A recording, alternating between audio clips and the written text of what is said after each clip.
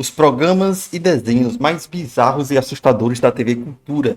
A TV Cultura acho que foi a TV que eu mais assisti na minha infância. Tipo, passava desenho direto, eu assistia de bobeira, que eu achava muito foda. Muito. Pô, eu era criança, gente, eu queria ver desenho, TV aberta. Não passava desenho direto, só passava de manhã. O que sobrava pra gente era a TV Cultura. Vamos lá. Nostalgia aí.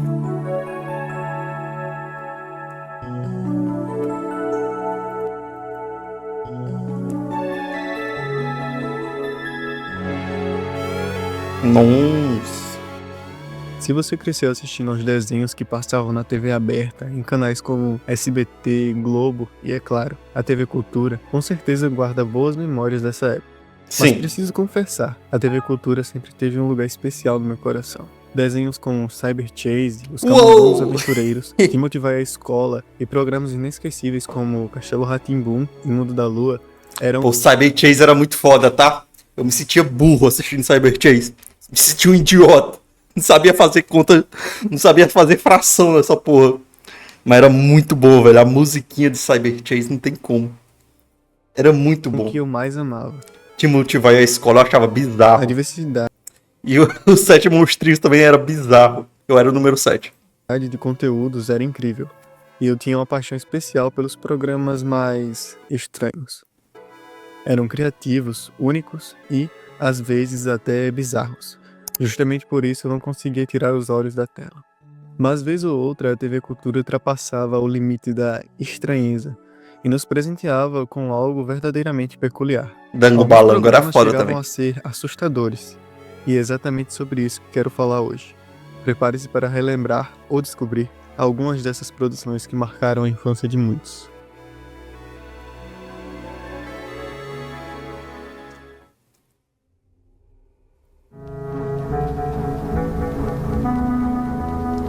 Nossa!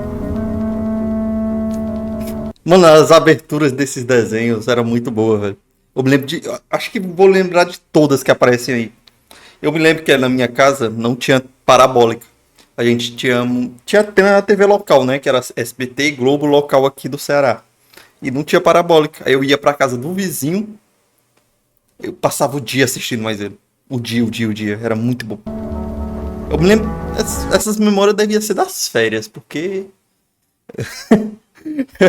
Tipo, eu estudava de manhã, não tinha muito tempo, né, pra assistir desenho. Os Amigos de Miss Spider é um desenho norte-americano Clássico. produzido pela Nickelodeon, originalmente transmitido pela Discovery Kids aqui no Brasil, exibido também no Cartoon Network e, claro, TV Cultura. Ambientada em um vibrante jardim cheio de vida, a história segue Miss Spider, uma gentil e carinhosa aranha, e seus filhos insetos, enquanto aprendem lições sobre amizade, aceitação e trabalho em equipe. Algumas das histórias abordavam temas profundos, como pertencimento e superação de medos. Os personagens frequentemente enfrentavam dilemas existenciais, ou desafios essenciais para o crescimento. Porra, mas esse desenho era feio, velho. O desenho feio. Esse azul, esse boneco azul aqui era maluco, tá? Era maluco. Tirem suas crianças da frente. Não deixem chegar perto desse bicho azul, que ele é doido. Ele viu coisas, olha os olhos dele. Ele viu muitas coisas. Mano, esse desenho, cara, era uma mistura porque eu achava tosco e era feio, mas a dublagem, sei lá, salvava o desenho porque eu assistia isso direto, mano. Individual de cada um. Eu pensava que esse desenho era brasileiro. Em relação aos personagens, todos são extremamente icônicos, cada um com características bem marcantes. Um dos meus favoritos era o Pipoca, talvez porque ele fosse meio biruta e explosivo. O visual dos Bicho é personagens, maluco. embora simples, funcionava muito bem e criava uma harmonia geral. Bem, com algumas exceções. E aí que entra o lado peculiar do desenho. Enquanto a maioria dos personagens compartilhava traços comuns, como corpos e rostos arredondados ou a forma de insetos, havia algumas figuras que destoavam completamente. Spindella, Mandak Sim. e, claro, o Aracnídeo tinham corpos que se assemelhavam ao de aranhas, mas seus rostos possuíam traços humanos, o que criava um contraste intrigante e, de certa forma, perturbador. Feio, velho.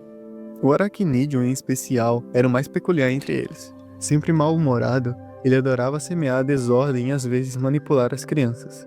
Ele era o Sua vilão. casa era igualmente estranha, decorada com 2 máscaras bizarras na entrada.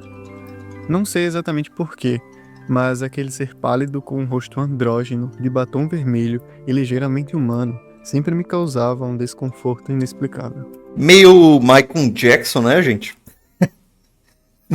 Me traz uma lembrança meio Michael Jackson nos anos 2000.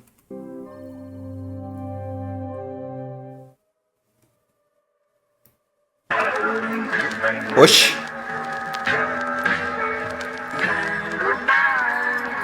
Saramango, tango, tango, balango. Dango Balango eu não me lembro de passar na Cultura. Eu me lembro de passar na TV Brasil. Dango Balango é um daqueles programas infantis que conseguem ser mágicos e genuínos ao mesmo tempo. Ele Esse se é, destaca pela presença esse é brasileiro, não tem como. de personagens únicos, trazidos à vida pelos bonecos do icônico grupo Giramundo. O programa trazia 3 personagens principais, Judoka, Druvos e Druzila, que a cada episódio participavam de alguma aventura diferente. Junto a isso, as crianças também participavam dos episódios, trazendo uma proximidade maior entre o público e a ficção. De forma muito criativa, o programa narrava histórias engraçadas, curiosas e até assustadoras, mesmo quando elas não tinham a intenção de ser. Acredito que muito disso seja por conta de seu visual psicodélico e sombrio. Talvez a limitação de expressão e movimento das marionetes causasse algum certo desconforto. Ainda Não, eu até gostava das marionetes, me lembrava meio um Cocoricó. Eu me lembro que esse desenho tinha umas histórias meio loucas, velho. Meio malucas, tipo, da onde o criador tirou isso. Eu não quero falar, tipo, palavras que possam ofender minorias, sabe? Mas eram algumas coisas meio pesadas, meio de macumba, sei lá, velho. Era uma loucura. mais se você Já começava pela abertura, né, gente? Que, pelo amor de Deus, se minha mãe me ouvisse escutando essa abertura, ela que é uma católica ferrinha, eu tava ferrado. tivesse pupafobia, uma derivação da automatonofobia, que é o medo irracional de figuras É humanas. o que, homem? É o que, peraí? Pupafobia. Uma derivação da automatonofobia, que é o medo irracional de figuras humanoides não vivas, sejam elas bonecos, estátuas, marionetes, etc.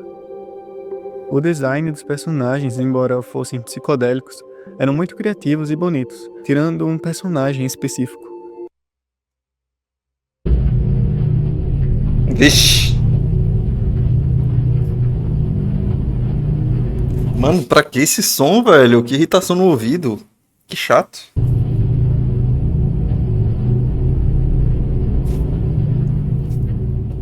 O Kappa. Esse personagem poderia entrar facilmente em qualquer conto de terror ou de dark fantasy. Seu design lembra muito a famosa representação da morte, possuindo obviamente uma capa com mãos magras como de um esqueleto. O Eu mesmo me lembro desse nome, o Capa, mas eu não me lembro disso no desenho. No, sei lá, o que seja isso, uma animação, sei lá. esconde sua face entre as sombras de seu capuz. Ele é basicamente o vilão da série, a personificação do mal. Ele era tão bizarro que no episódio O Fantasma da Tia Cocota, ele planeja envenenar os personagens e mandar eles para o Beleléu. Porém, entre tantos episódios bizarros e assustadores, o que mais se destaca nesse aspecto é o episódio Passeio, no qual é narrada a história de Maria Angula, uma jovem invejosa e preguiçosa que, para agradar o marido, sempre seguia as dicas de uma vizinha sobre como preparar certos pratos.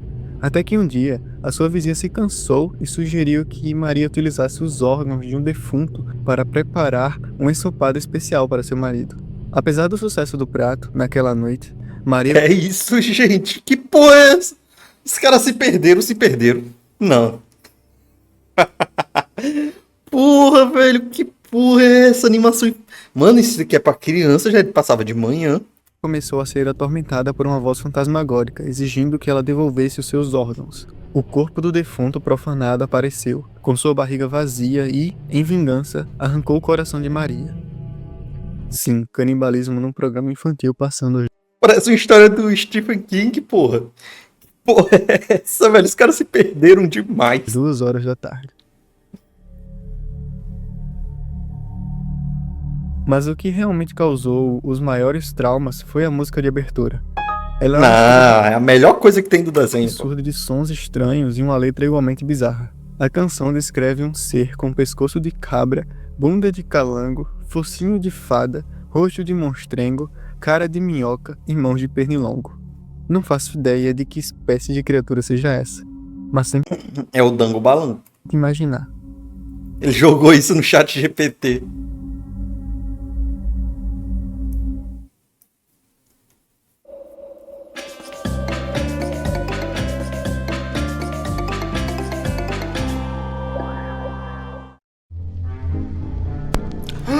Catalã. Nossa, quem lembra? Quem lembra? Isso é old, tá? Esse é antigo. É um Nossa. programa produzido pela TV Cultura do Pará, que marcou gerações com seu formato único e criativo. Assim como o Dango Balango, Nossa. Catalendas é apresentado como uma peça de teatro com bonecos, onde cada episódio nos transporta para histórias do imaginário popular da Amazônia brasileira e de outras culturas. A trama gira em torno de Dona Preguiça, uma simpática narradora que compartilha com um preguinho, um curioso filhote de macaco prego, lendas e contos encontrados em Gente, eu tô tendo muita nostalgia, gente. Eu tô lembrando aqui de coisas assim. Nossa senhora. Isso daqui é old. seu livro de histórias. Cada narrativa carrega reflexões sobre escolhas, vida e o impacto das nossas ações. O visual de Catalendas é encantador em sua simplicidade. Apesar das limitações naturais dos bonecos, eles se encaixam perfeitamente na atmosfera do programa, prendendo o espectador com seu charme artesanal e o poder das histórias. Mas o que realmente distingue Catalendas é sua capacidade de provocar diferentes emoções, da curiosidade ao medo. Muitas histórias são acessíveis e envolventes para o público infantil, mas outras possuem um tom surpreendentemente sombrio, sendo capazes de arrepiar até mesmo os adultos desavisados. Eu me lembro Os episódios disso. frequentemente mergulham em um clima denso e surreal, criando momentos de tensão que ficam na memória. Um exemplo clássico é o episódio Mapinguari, inspirado nas lendas amazônicas sobre uma criatura gigantesca, parecida com um macaco, com um corpo coberto de pelos, um único olho e uma boca que se estende do peito até a barriga. Ciclope. Sua atmosfera sombria e visual perturbador da criatura fizeram deste episódio um dos mais marcantes. Outro destaque é a morte de Matinta, que narra a história de dois garotos que, movidos pela curiosidade, vão ao velório de uma mulher que dizem ser Matinta. Quando o relógio marca meia-noite, o que parecia apenas uma lenda se transforma em uma experiência aterrorizante. A mulher desperta do caixão, fazendo os meninos fugirem desesperados pelas ruas. Com histórias fascinantes, Catalendas é muito TV da Gradiente, pô. O cara gosta de pegar na nostalgia, tá? mais do que um programa infantil. É verdadeiramente uma janela para o rico e por vezes assustador folclore brasileiro. Pô, depois eu vou buscar esse Catalendas pra dar uma olhada, velho. Eu tô curioso. Faz, sei lá, 20 anos que eu não vejo isso. Porra.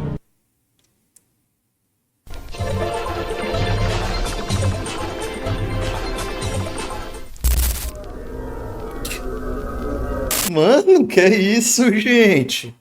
Pra que fazer isso, cara? Pô, esse vídeo foi lançado quando? Há um mês. Porra, não tava nem no Halloween, cara.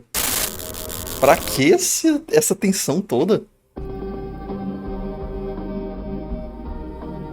Nossa, eu Quero adorava isso. dedicar um espaço Era meu desenho favorito. especial para relembrar alguns programas que, por razões curiosas, sempre me deixaram um pouco desconfortável. Não que esses programas fossem propositalmente bizarros ou assustadores, pelo menos na maior parte das vezes. Mas havia certas situações ou detalhes peculiares que, de alguma forma, despertaram um medo inexplicável em mim quando eu era criança.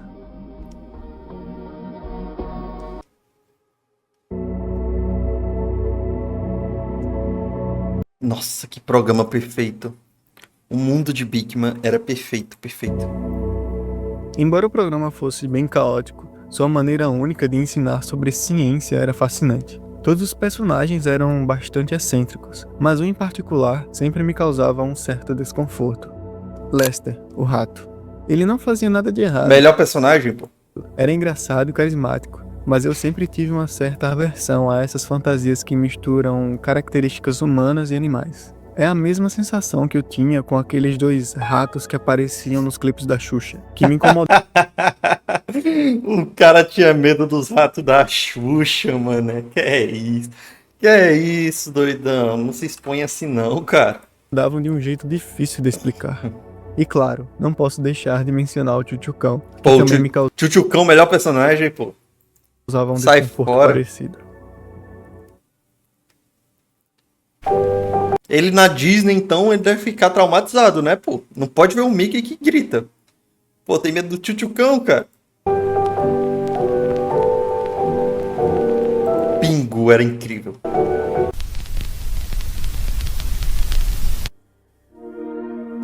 Pingo Ele vai contar do... Esse episódio, se não me engano, de Pingu não foi... Se foi exibido só uma vez.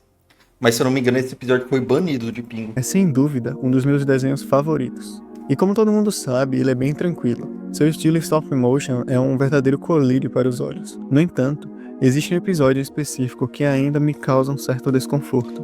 O sonho de Pingo. Pô, hoje em dia eu sei como é ser o pai do Pingo. Hoje em dia eu entendo o personagem, sabe? Que nem o Lula Molusco, que a gente entende o personagem depois de mais velho. Igual. Nesse episódio, Pingo encontra uma morsa gigante em seu sonho. Apesar de ser brincalhona, a morsa acaba assustando o personagem ao começar a esticar, prender e, de certa forma, irritá-lo. Tudo isso enquanto solta uma risada um pouco perturbadora.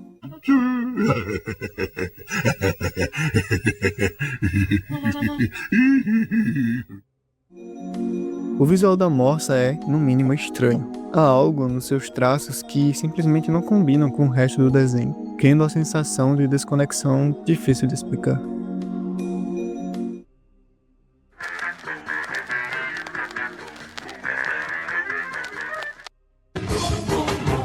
Castelo Rá-Tim-Bum. Eu me lembro que tinha um episódio que eu tinha medo em Castelo Rá-Tim-Bum. Eu não me lembro qual, mas eu me lembro que tinha um episódio que eu tinha medo.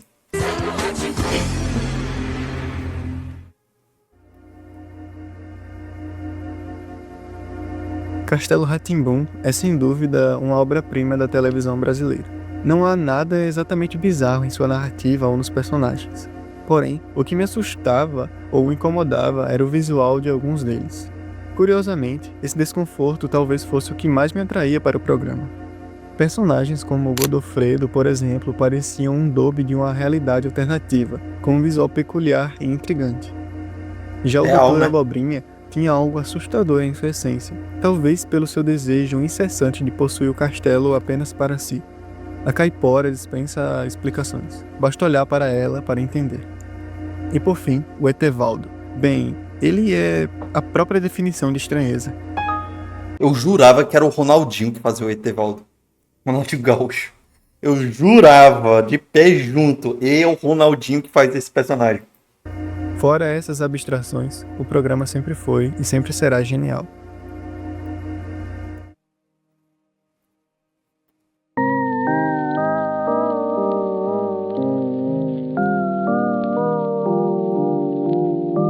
Agora estamos numa zona que nem eu sei onde é.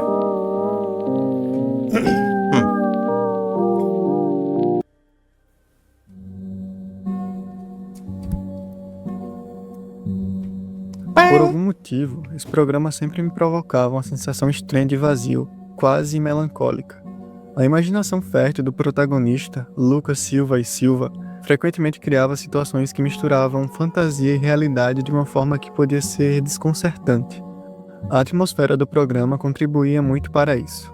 Um tom tanto escuro, com momentos de silêncio Eu absoluto, nunca assisti esse ou a programa. ausência Eu de trilha achava. sonora que Sei lá, na minha época já não passava isso daqui. intensificavam a tensão até mesmo em cenas que não precisavam ser tensas.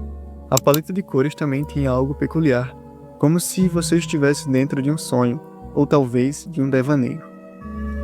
Essa mistura de vazio e conforto, inquietação e calma, me fazia questionar se o programa realmente existiu ou se foi algo apenas da minha mente. Não é à toa que ele deixou uma impressão tão marcante e ao mesmo tempo tão etérea.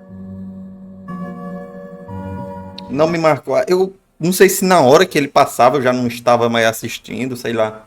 Que tinha uma hora que eu parava de assistir a TV Cultura, né? Se eu não me engano, na parte da tarde era a parte que eu mais assistia. Aí vai chegando à noite, sei lá, minha mãe mudava pra SBT pra assistir novela, eu não sei, mas eu não assisti esse desenho.